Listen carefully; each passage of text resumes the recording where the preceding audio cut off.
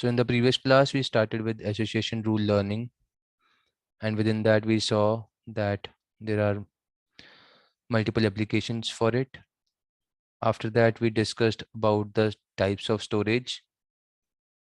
तीन तरह के storage थे, simple, vertical and horizontal.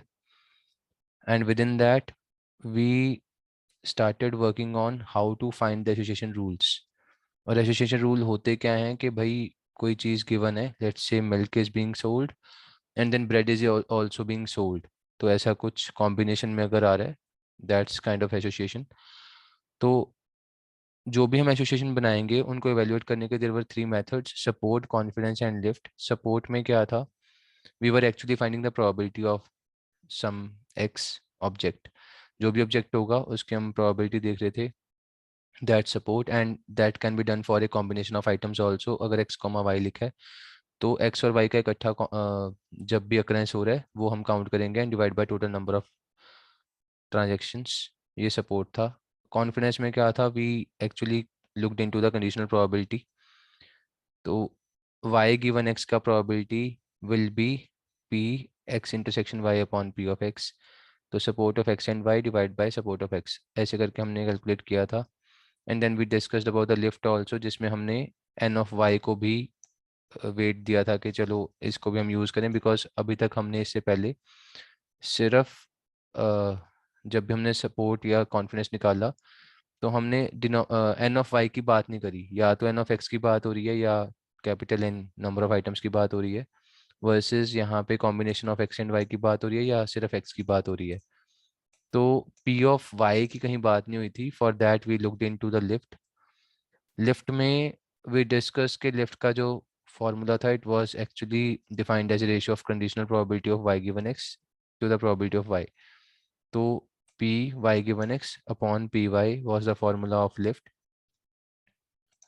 तो हमने इसके बेसिस पे कुछ न्यूमेरिकल्स भी देखे थे. वन और two numericals were there in the slides. After that, we started discussing about the different algorithms for finding the association rules. Naive algorithm, we covered that day itself, and today's class will be about a priori algorithm. But before that, let's revise that how this naive algorithm worked. Naive algorithm में क्या था, we actually calculated all the different associations. Brute force approach से हमने क्या किया, जितने भी association rule बनते हैं सारे बना लो. Whichever satisfy the minimum threshold value of the support and confidence, उनको हम select कर लेंगे. तो उसमें कुछ steps थे. First step was to find the frequency of each item and all the possible item pairs. फिर उसका हमने identify किया. तो हमने इसका एक numerical देखा था, and we were able to get the value naive algorithm के थ्रू कि हम कौन कौन से association को रखना है. Now I will continue with a priori algorithm. So a priori algorithm is another algorithm to get the association rules, and actually this is the most widely used algorithm. बहुत ज़्यादा famous है. Maximum cases में a priori algorithm he use होता है to find the association rules. And this was given by two Indians in 1994, Dr. Rakesh Agrawal and Ramakrishnan Shrikant. So this is one of the few algorithms in computer science that have been given by an Indian. और इसमें हमें two phases में काम करना है. ए priori algorithm में we work in two phases. करना क्या है, फेज वन में we have to identify the frequent item sets. So identify frequent item sets. इसका न्यूमेरिकल देखते हैं. फेज टू का भी, फेज टू में क्या करना है, we have to generate the association rules.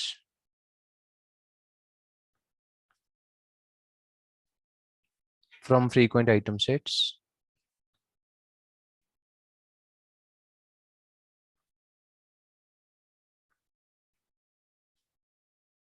that we learned in phase 1.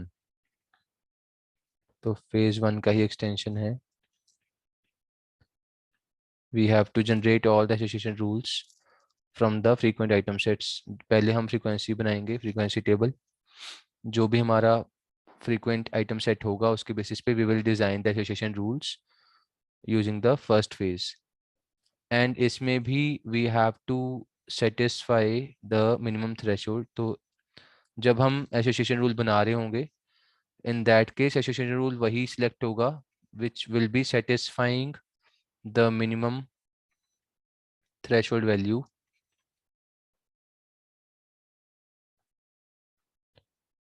For support as well as confidence.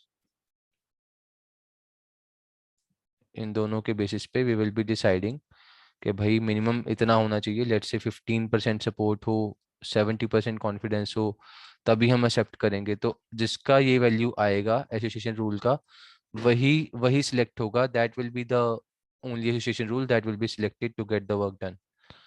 तो इसमें फेज 1 की बात करते हैं पहले डिटेल में। फेज 1 में था that we have to identify the frequent item sets. तो उसका हमें जो फ्रीक्वेंट आइटम सेट्स पे काम करना है, उसका फर्स्ट स्टेप होगा that we have to find candidate 1 item set. इसका मतलब ये है कि जितने भी इंडिविजुअल आइटम्स हैं उन सब की लिस्ट बना लो। तो इसको हम बोलेंगे C1 which is all items of the transaction database. इसका भी न्यूमेरिकल दिखाऊंगा तो क्लियर हो जाएगा। Database and with in that second step क्या होगा, we have to identify frequent 1 item set. इसमें हम क्या करेंगे, we have to find from C1, जो हम ऊपर लिस्ट बना रहे हैं उसमें से we will find the items, find the item which qualify the minimum support. पहले हम सपोर्ट की बात कर रहे हैं। जो भी हमारा मिनिमम वैल्यू ऑफ सपोर्ट होगा हम उसको एक्सेप्ट करेंगे। फॉर एग्जांपल मेरे C1 में जितने भी इंडिविजुअल आइटम्स थे, सपोज ये थे ABCDEF and these are the all items of my database। But इसमें से सपोज कुछ ही थ्रेशोल्ड वैल्यू क्रॉस कर पा रहे हैं तो उनको हम L1 बोलेंगे। फॉर एग्जांपल रैंडमली हम पिक कर लेते हैं ABDF। सपोज इन चारों ने थ्रेशोल्ड वैल्यू को क्रॉस किया तो इसको हम बोलेंगे L1 which is these are the ones having higher or equal to frequency than the threshold value।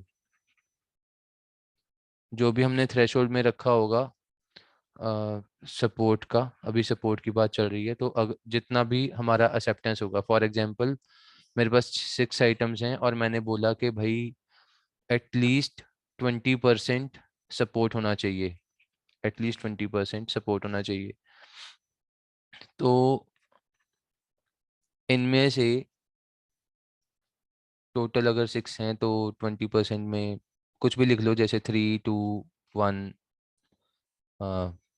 3 0 2। तो लेट्स सपोज कि मेरा जो सपोर्ट वैल्यू था वो 2 था। फ्रीक्वेंसी अगर मेरी 2 या 2 से ज़्यादा है तभी वो सिलेक्ट होगा। Based on that we can say कि चलो ABD and F will be selected, frequency अगर 20% से ज़्यादा है। इसका भी एक छोटा सा न्यूमेरिकल दिखाता हूँ, फिर ज़्यादा अच्छे से समझ आएगा।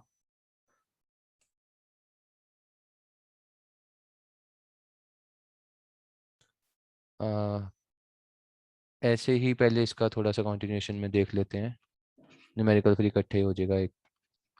आइडेंटिफाई, अभी फेज 1 ही चल रहा है।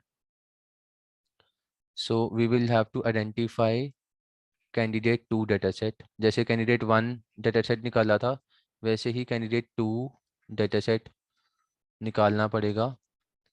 और वो कैसे बनेगा? इट इज़ 2 आइटम सेट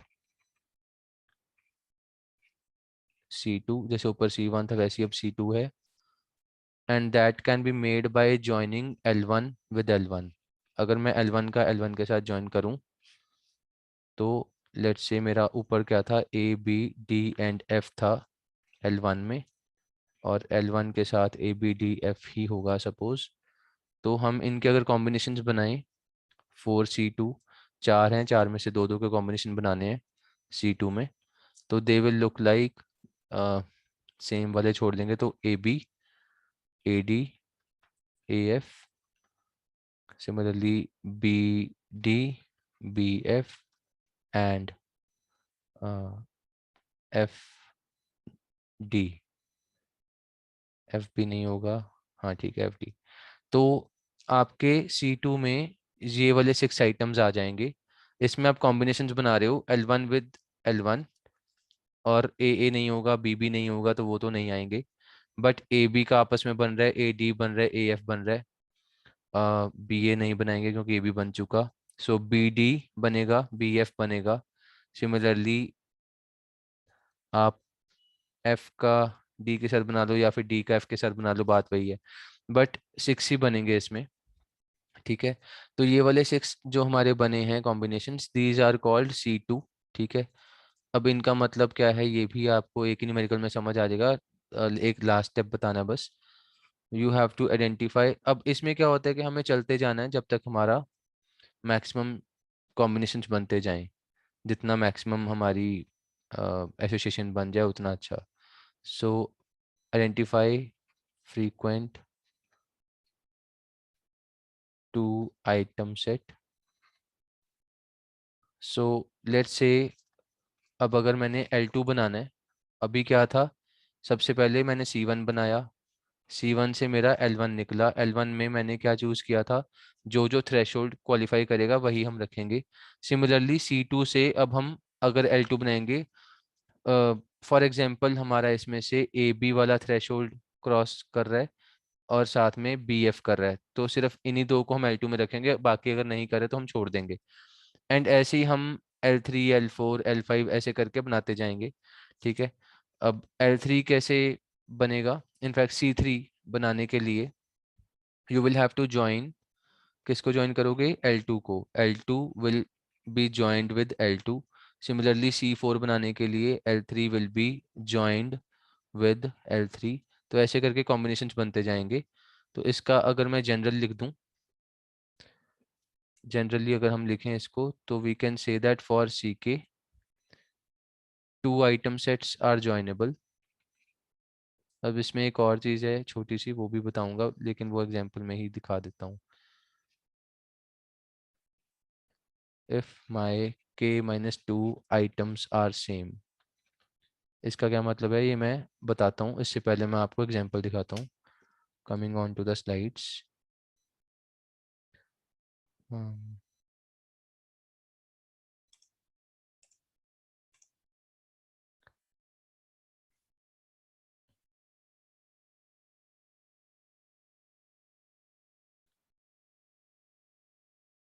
ठीक है, तो suppose we have this example. अब इसमें we have to find all the association rules.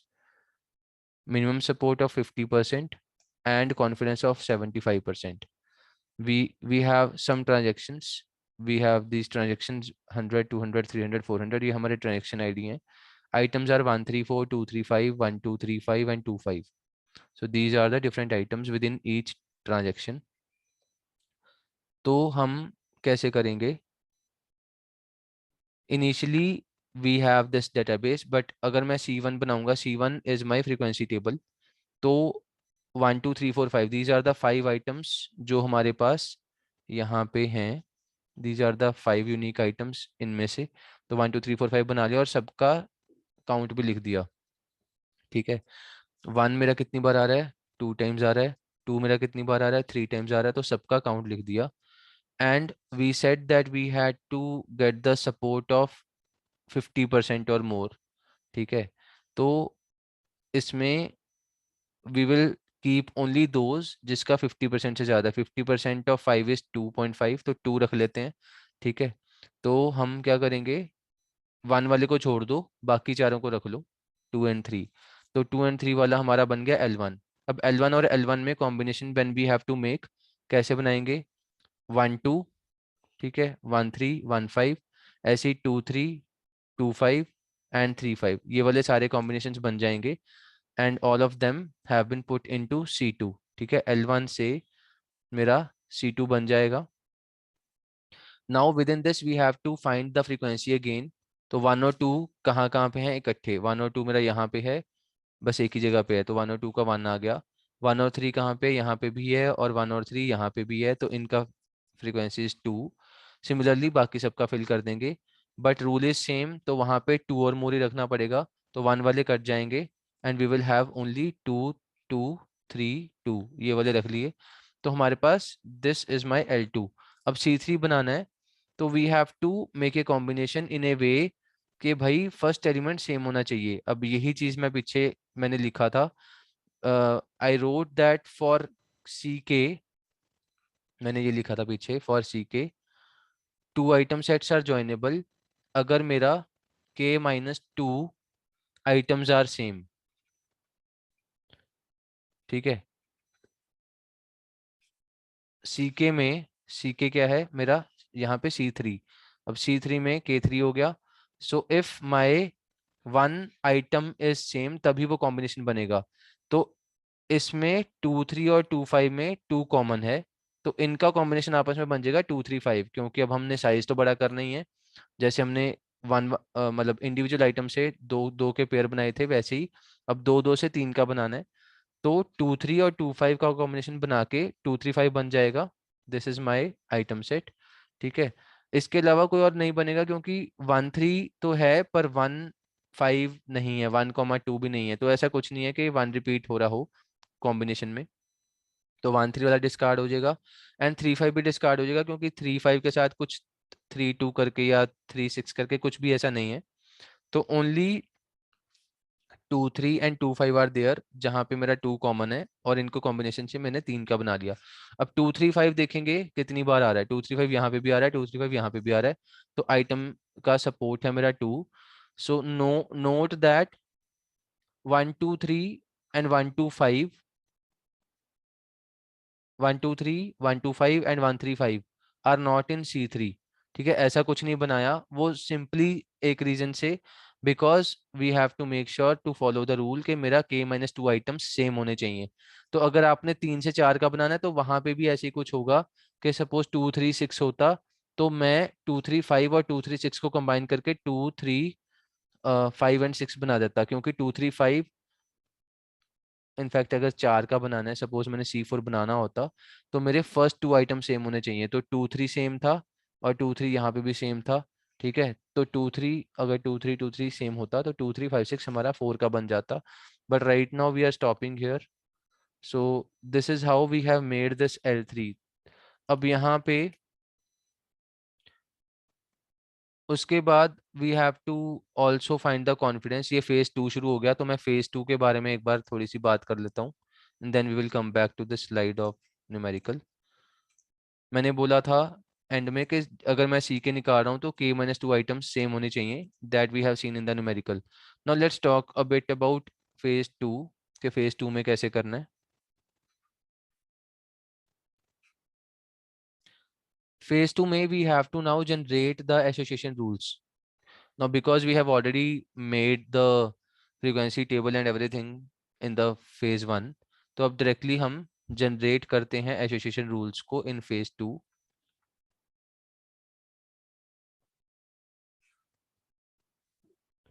To generate that, first step is that छोटा सा ये एक algorithm है for the last item set Li, within that for each L in Li, item की बात हो रही है, generate all the possible non null subsets. अभी बताता हूँ ये क्या होता है। सबसेट्स ऑफ एल, एक छोटा सबसेट बना रहे हैं, लेट्स से एस नाम का। Second step is generate all the possible rules as small s कर लेते हैं इसको, small s to l minus s for all s belonging to capital S। एक सेकेंड, इसको कैपिटल S रहने देते हैं। Suppose now we have all the possible non null subsets, जो पूरा सेट होगा, ठीक है, कैपिटल एस। उसमें से हम कुछ कॉम्बिनेशंस बनाएंगे कि जो भी मेरा एक इंडिविजुअल वैल्यू है उससे हम एसोसिएशन रूल बनाएंगे to L minus S. L is the total total item set, ठीक है। उसमें से we will left out leave out this single item and बाकी का राइट हैंड साइड पे रखेंगे, उस आइटम को हम लेफ्ट हैंड साइड पे रखेंगे। सो this is the basic rule, and for this we have to compute the confidence of each rule.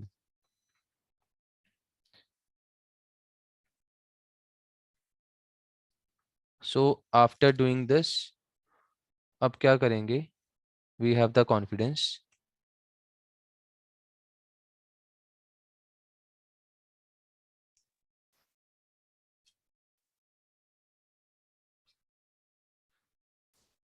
we have to choose the rule that satisfy the minimum threshold value, that satisfy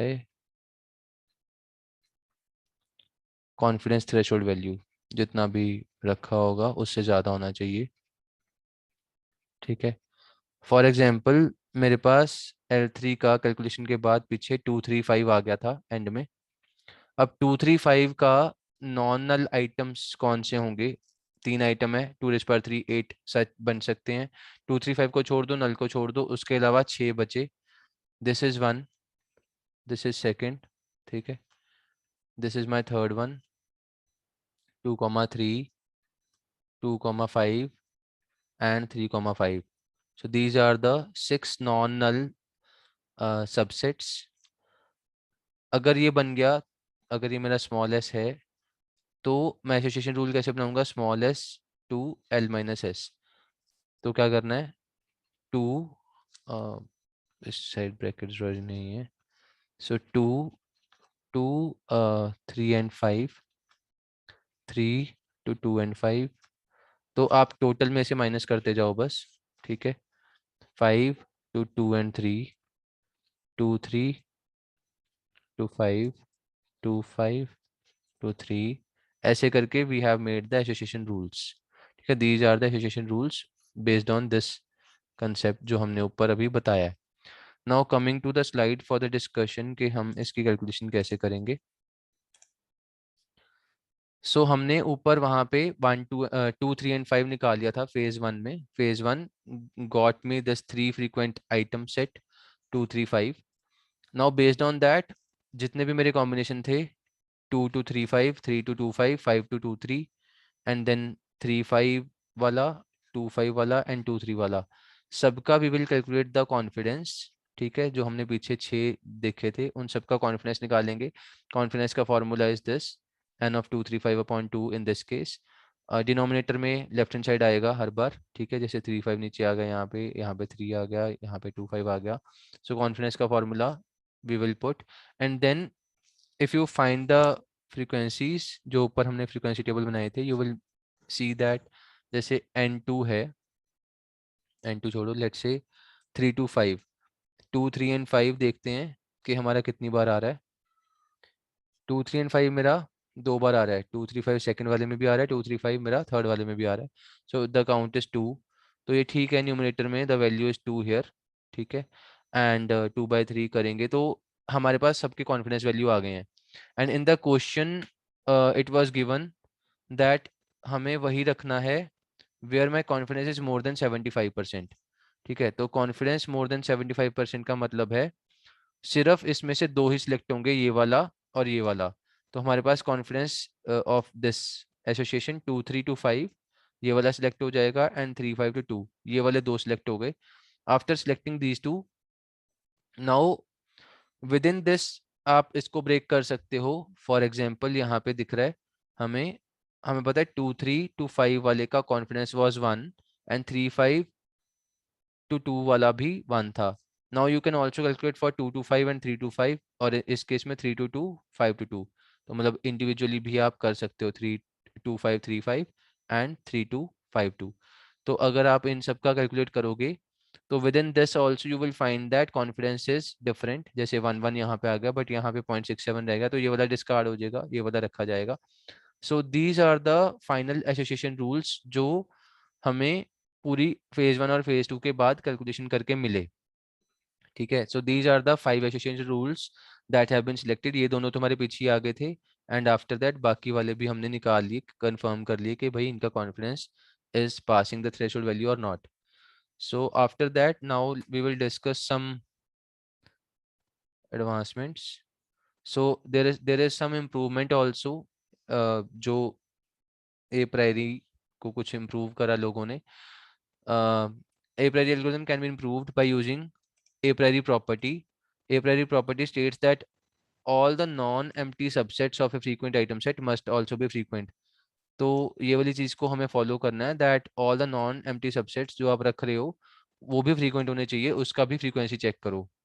ठीक है. तो सबका frequency लिखो, ऐसे नहीं कि आपने बस इनिशियल वाला फ्रीक्वेंसी देख लिया, बट जितने भी आप नॉन नल सबसेट बना रहे हो सबके फ्रीक्वेंसी मैच करो. एंड इफ रिक्वायर्ड, अगर वो सबसेट आपका कम फ्रीक्वेंसी दे रहा है तो उसको भी आप प्रून कर दो, डिलीट कर दो. सो लेट्स सी इससे क्या हुआ. For example, now we have to use A priori algorithm with pruning. ठीक है. विद प्रूनिंग का मतलब है कि हमें अब डिलीट करने पड़ेंगे कुछ. तो suppose we have some list of items. ये गिवन है कि भाई transaction ID is 10 20 30 up to 90, 9 transaction है यहाँ पे, and all the items are also clearly seen के 1 2 5 2 4 2 3 ऐसे करके बहुत सारे आइटम्स हैं. ठीक है. तो हम सबका फ्रीक्वेंसी लिखेंगे. ठीक है. There are 5 items. अगर आप पूरा टेबल चेक करो, I1 to I5 5 आइटम है, सबका काउंट लिखो 6 7 5 3 2 ऐसे करके बन के हमारे सामने आ गया. सो this is my frequency table. अब बिकॉज माई सपोर्ट इज 15%, 15% का मतलब ये है कि भाई अगर मेरे पास टोटल 9 ट्रांजेक्शन थे, ठीक है, 9 ट्रांजेक्शन थे, तो 15% का मतलब क्या हुआ, more than 1 point something. 15% of 9 is 1 point something. तो दो या दो से ज्यादा अगर मेरे काउंट हैं, then I can consider it as L1. ठीक है. तो यहाँ पे मेरा C1 का टेबल ये है, तो L1 भी यही होगा, क्योंकि इसमें से हम कुछ डिस्कार्ड नहीं करेंगे. We are not discarding anything. C1 ही हमारा L1 है, because every item is having more than 2 count. क्योंकि 15% बहुत कम था सपोर्ट वैल्यू, तो ट्रांजेक्शन के बेसिस पे हमने कैलकुलेट कर लिया. Now after that we have this L1. यहाँ से we will find L2 C2. ठीक है. L1 और L1 को जोड़ के, तो I1 I2 I1 I3 I1 I4 I1 I5 ऐसे करके काफी सारे कॉम्बिनेशंस बन जाएंगे. एंड आप इन सब का भी फिर दोबारा से काउंट कैलकुलेट करो, और इसमें से उनको डिस्कार्ड कर दो जो थ्रेशोल्ड से कम है. जिनका 2 से कम आ रहा है उनको आप डिलीट कर दो. सो this is what your pruning means, कि यहाँ पे हमारे हमने काउंट निकाले. In this, we are actually now deleting all the rows having less than 2 का frequency. ठीक है. Because total 9 transaction थे, 15 का support था, तो 1 point something होता है 9 का 15%. तो हमने 2 से कम वाले डिलीट करने हैं. तो अगर आप उनको डिलीट कर दोगे, आपके बचे हुए आइटम सेट ये होंगे, and this will become your L2. ठीक है. इसी का कंटिन्यूशन में चलते जाएंगे. So we will now calculate C3 based on L2. ठीक है. अब यहाँ पे हमारा L1 L1 L1 L1 L2 L2 L2 ऐसे करके बना हुआ है. So if you make the combinations, आपका क्या बनेगा, I1 एक्चुअली ये I1 था, I1 I2 I1 I3 items हैं. ठीक है. तो अब L2 will join with L2 और आपका वो C3 बनाएगा. इन दिस केस हम क्या बनाएंगे, I1 I2 I3 I1 I2 I5 I1 I3 I5 ऐसे करके इन तीनों में से इन तीनों को यूज करके we have made these 3 combinations, ठीक है। सिमिलरली इन तीनों को यूज करके we will make these 3 combinations. तो ऐसे करके टोटल हमारे पास 6 कॉम्बिनेशंस बन गए इन C3। अब C3 का चेक करते हैं प्रून्ड वर्जन कैसे है। अब अगर आप यहाँ पे इन सब का प्रूनिंग कर रहे हो, वो कैसे कर रहे हो, सपोज आप इनका, पहले ऊपर दिखाता हूँ मैं, हमने जैसे ये प्रून्ड C3 है तो ये प्रून क्यों किया। जब हमारे पास C2 आया था हमने उसका फ्रीक्वेंसी देखा था, ठीक है। सिमिलरली आप यहाँ पे भी, यहाँ फ्रीक्वेंसी तो नहीं है बट यहाँ पे कॉम्बिनेशंस हैं।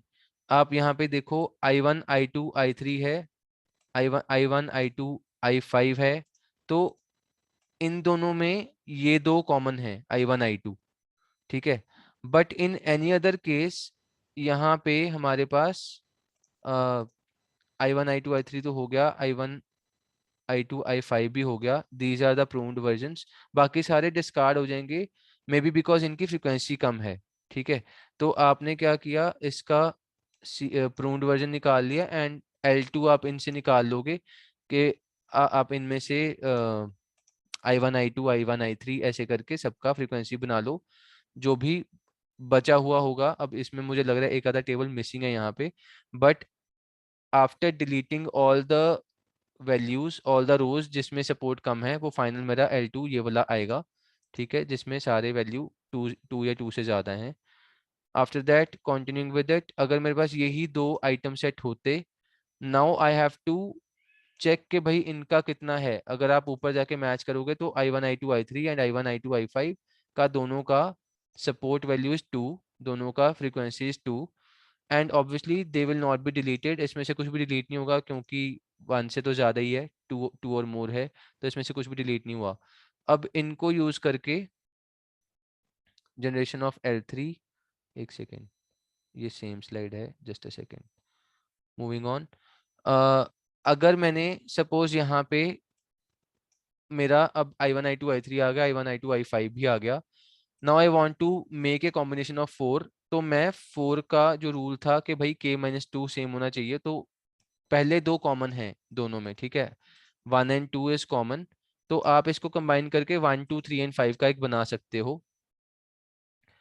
जब आप 1 2 3 एंड 5 का एक इकट्ठा बनाओगे, but now this item set is pruned because its subset I2 I3 and I5 is not frequent as it is not present in L3, ठीक है। तो फ्रीक्वेंट होता तो ये ऊपर अवेलेबल होता हमारे पास, ठीक है। दस C4 इज नल बिकॉज अब I2 I3 I5 was not having a frequency of 2 or more, तो वो C4 को डिस्कार्ड करवा दिया उसने एंड C4 मेरा ओवरऑल नल हो गया। प्रून्ड C4 के टाइम पे मेरा ये वाली चीज डिस्कार्ड हो जाएगी, ठीक है। तो हम क्या करेंगे, वी विल कीप दिस, हम अप टू 3 वाला ही रखेंगे, I1 I2 I3 and I1 I2 I5। this is what we got after doing all the calculations। अब उसके बेसिस पे we have to first just a second, हाँ, तो we have now I1 I2 I3 I1 I2 and I5 in this example। now for first frequent item set I1 I2 I3 non empty subsets are these। ये 3 item हैं तो non empty 6 होंगे, ठीक है, 1 2 3 1 2 1 3 and 2 3। आप उन सब का वो वाला कॉम्बिनेशन बनाओ, हमने वो जो पीछे देखा था कॉम्बिनेशन का रूल ये था, just a second I will write it here, there was something called something like this, ठीक है। तो अगर मैं I1 लिख रहा हूँ तो ऑपोजिट साइड टोटल में से माइनस कर दो लेफ्ट हैंड साइड को, तो वो चीज़ आपकी यहाँ पे सब सारी बनी हुई है। तो I1 associated with I2 I3 I2 associated with 1 3, ऐसी 1 2 वाला associated with 3 2 3 वाला associated with 1, तो ये सारे आपके आगे। और इन सब का भी फिर आप कॉन्फिडेंस निकालो। अगर आप इन हर एक आप एसोसिएशन का कॉन्फिडेंस कैलकुलेट करोगे by using the formula, you will get these values. अब इसमें से एक भी 70% से ज़्यादा नहीं है, तो ये सारे डिस्कार्ड हो जाएंगे। All of them will get discarded because मेरे क्वेश्चन में ये था that we have to keep only those which has a frequency confidence of 70%, ठीक है, कॉन्फिडेंस 70% चाहिए था, तो इसमें से कुछ भी मेरा 70% से ज़्यादा नहीं था, all the values are less than 0.7, तो इसको अगर हम डिस्कार्ड कर देंगे तो we will have to work with this thing. तो suppose now let us apply this rule to the second frequent 3 item subset. उसमें देखो दो हमारे फ्रीक्वेंट सबसेट थे, एक हमारा निकला था ये थे यहाँ पे लिखे हुए हैं टॉप पे फर्स्ट लाइन 1 2 3 एंड 1 2 5. 1 2 3 वाला तो फेल हो गया बिकॉज इसमें से सारे के सारे कॉन्फिडेंस मेरे लेस देन 70% थे. Now we will test for 1 2 and 5. अगर 1 2 5 आप चेक करोगे, now you will see same चीज करते हैं 1 2 5 की कॉम्बिनेशंस बनाओ, ये सारे उसके एसोसिएशन बनाओ और उनके कॉन्फिडेंस निकालो. इसमें से 3 मेरे बच जाएंगे which has more than 70% confidence. So only these will be selected जहाँ पे मेरा कॉन्फिडेंस इज मोर देन 70%. ठीक है, तो I5 to 1 2, 1 5 to 2, 2 5 to 1, तो ये तीनों मेरे सिलेक्ट हो जाएंगे. These are the 3 association rules that are left in the end. ठीक है, उसके बाद so this is the final solution. Association rule मेरे ये 3 है and already identified implicit implicit, तो ये सारी उनकी डिटेल लिखी हुई है. Confidence is 1 in this case, no need to calculate, it will be more than और इक्वल टू दिस थिंग. तो ये कॉन्फिडेंस वैल्यू की बात हो रही है यहाँ पे. ये सारा पूरा टेबल की समरी बनी हुई है जो हमने पीछे डिस्कशन करा है. So I think that's the end. Yeah so that's the end of association rule mining a priori algorithm. So that's all for today. If you have a doubt you can ask.